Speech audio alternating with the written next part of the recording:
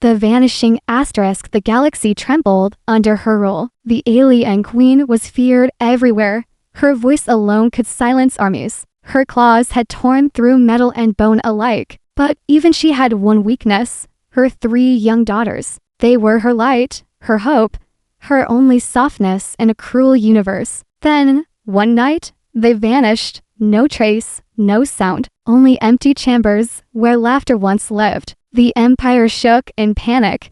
The queen roared in fury, her scream echoing across the stars. Every soldier, every spy, every hunter was sent to find them, and at once, blame turned to humanity, the fragile species that dared to stand against her in battle. Whispers spread, the humans had stolen them. The queen swore that if her daughters were not returned, she would burn entire worlds to ash.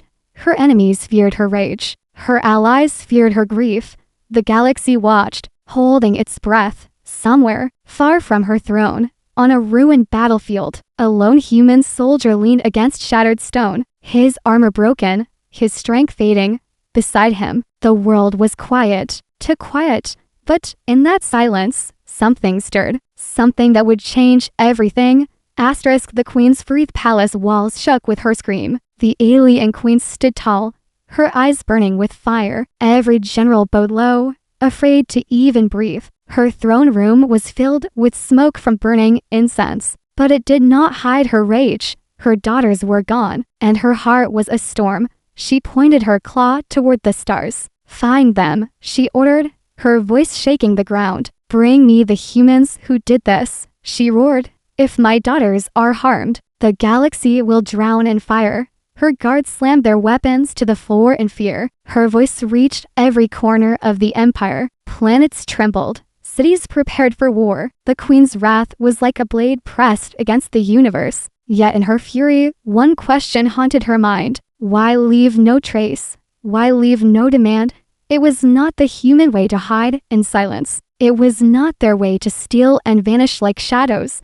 Still, rage clouded her heart. She could not think of reason, only revenge. And so, fleets moved. Soldiers marched. Every sky was filled with her ships. Every world shook under her command. Her message was clear: return her daughters, or die. But while she searched the stars with fire and steel, the truth was much closer than she imagined. Much closer, and far more human. The human Sol de Earthe battlefield was silent now. Smoke drifted through the broken towers.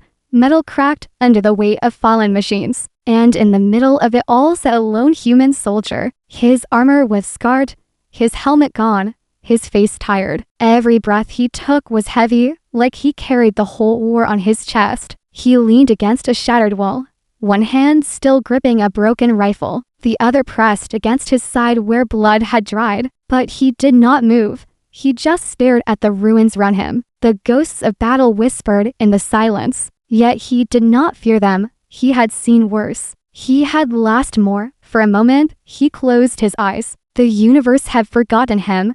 The war had passed him by. But something was different this time. There was a sound, faint, soft, almost gentle for a battlefield. It was not the sound of machines. It was not the sound of death. It was the sound of breathing, small, steady, fragile. The soldier's eyes opened slowly. He lowered his head, and what he saw almost made him doubt his own mind. The discovered soldier froze. His breath caught in his throat. Against his chest, 3 tiny shapes were curled up. Not weapons, not traps, but children. Their skin shimmered faint green under the dim light. Their long white hair glowed faintly like threads of moonlight. They were not human. They were royal blood. They were the missing daughters of the alien queen. His heart pounded like a drum. How had they come to him? Why were they here? Not guarded by armies, not locked in palaces. They slept with trust, as if the chaos of the galaxy could not touch them. One held onto the strap of his armor. Another buried her face against his chest plate. The smallest had her hand on his wounded side. It was almost as if they believed he could protect them. As if, in the middle of a war, they had chosen him. The soldier's hands trembled. He was a fighter, not a guardian. He had faced beasts, machines, and fire. But never this, never the weight of innocent lives. He knew the queen would tear apart the stars to find them. He knew if anyone saw them with him, he would be hunted. Yet still, he did not push them away. Something inside him whispered that fate had placed them here for a reason. And in that broken silence, the soldier made a choice. He shifted his rifle aside, and with his remaining strength, he wrapped his arms round them, not as a soldier guarding a prize, but as a human guarding children who should have been his enemies. Yet in this moment, they were only small lives in need of safety. The conflict quiet did not last long. Boots crunched over broken glass. Shadows moved through the smoke. Voices carried in the ruins, sharp and cold. Soldiers were coming, not one side, but both. Alien scouts searched with glowing eyes. Human squads searched with tired rage, both hunting for answers, both ready to kill. The soldier pressed his back tighter against the wall. The three daughters stirred in their sleep. One whimpered softly, gripping his armor tighter. He clenched his jaw, knowing what would happen if they were seen. The galaxy would burn him alive before he could even explain. A human voice called out, "Check the rubble. Don't leave anything standing." An alien voice answered from the other side. "They must be here. The queen demands it." The ruins became a trap, a cage of sound and danger. Every step drew closer, every second cut thinner. The soldier looked at the children, then at the broken rifle at his side. He could fight, but he could not win. He could run, but he could not leave them. His heart hammered, his mind raced. He was no longer deciding for himself. He was deciding for them. The first flashlight beam swept across the rubble. The first alien claw scraped the stone. The soldier took a deep breath and pulled the children closer against his chest. He whispered to them though they slept, "Stay quiet, stay safe," because he knew the storm was about to break. The human's choicest ruins shook as footsteps closed in. Alien eyes glowed red through the smoke. Human rifles gleamed in the shadows. Neither side saw each other yet, but both closed on him, trapped in the middle. The soldier had only one choice. He shifted the children gently onto his lap, their tiny forms pressed close, their breaths warm against his armor. His bloodied hand reached for his broken rifle. It was not enough to win, but enough to fight, enough to buy them time. His mind screamed to run, but his heart refused. He had run from many things in his life, from orders, from guilt, from battles he could never win. But not this, never this. Not when three small lives trusted him without a word. The first human soldier stepped through the dust, gun raised, eyes narrowing. Then an alien scout climbed over the rubble, claws ready, fangs bared. Both froze when they saw him, not because of his weapon, not because of his wounds, but because of the sight upon his chest. Three alien princesses, asleep, unafraid, wrapped in the arms of a human enemy. For one heartbeat, the battlefield held its breath. No one dared fire, no one dared move. Even the war seemed to hesitate.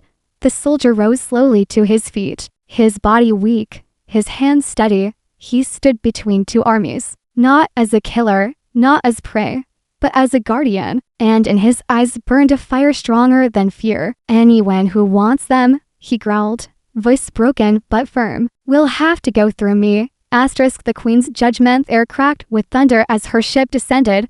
The alien queen stepped onto the ruins, her armor black as night. Her presence alone silenced both armies.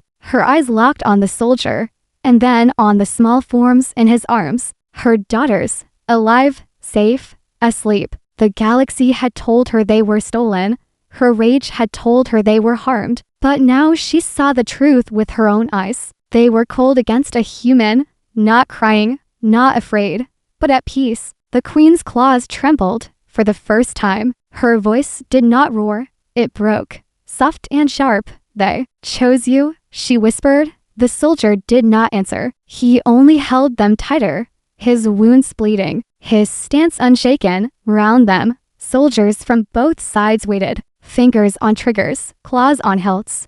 One command could end it all, but the queen did not give it. Instead, she stepped closer, her shadow falling over him. Her daughters stirred, and one tiny hand reached out, not to her, but to the human. And in that small gesture, the war lost its reason. The queen's eyes burned with storms, yet deep inside them flickered something else. A recognition, a memory, a respect. This fragile soldier had done what empires could not. He had guarded what she loved most, not as a thief, not as an enemy, but as a protector. She raised her hand, and both armies stiffened.